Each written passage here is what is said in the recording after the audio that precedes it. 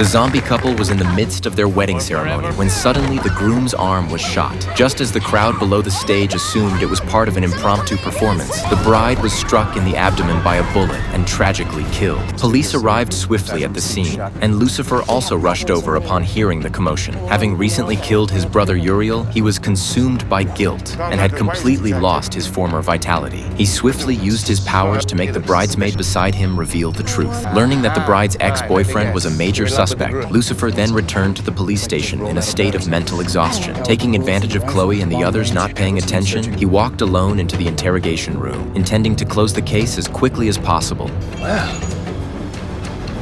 hello, bad guy. Minutes later, Dan discovered the ex-boyfriend cowering in a corner, weeping. Chloe and Dan both berated Lucifer for his reckless actions, yet he had indeed uncovered a new lead. As the ex-boyfriend left the wedding venue, he had crossed paths with a man carrying a guitar case, but no band had been hired for the wedding. Chloe realized the killer was likely that musician. The guitar case contained a gun. Following clues from the pastry shop, they located a food truck. The owner confirmed a man with a guitar case had visited that morning. But just as they finished speaking, the food truck owner was shot dead by a sniper. Chloe spotted a glint of light from the rooftop and rushed up, but the shooter had already fled. Observing the killer's methodical pattern, Chloe firmly concluded he must have a hit list. They needed to locate the next victim before it happened. However, Chloe discovered no connection between the two victims. Just as the case hit a dead end, she suddenly wondered if the victims' partners might be linked. Sure enough, she discovered the partners of both victims knew each other. They had collaborated on several medical malpractice cases. Was the shooter targeting those who had taken the lives of their loved ones? The team headed to the hospital, but obtaining medical records would require days to secure a search warrant. Suddenly, Lucifer embraced Dan and entered the records room. When he emerged, he held a thick stack of documents. Both were curious how he had acquired them. Lucifer produced the badge and gun he'd stolen from Dan earlier. Furious, Dan confronted him, only to provoke Lucifer into punching him. Chloe immediately kicked Lucifer out. You're done.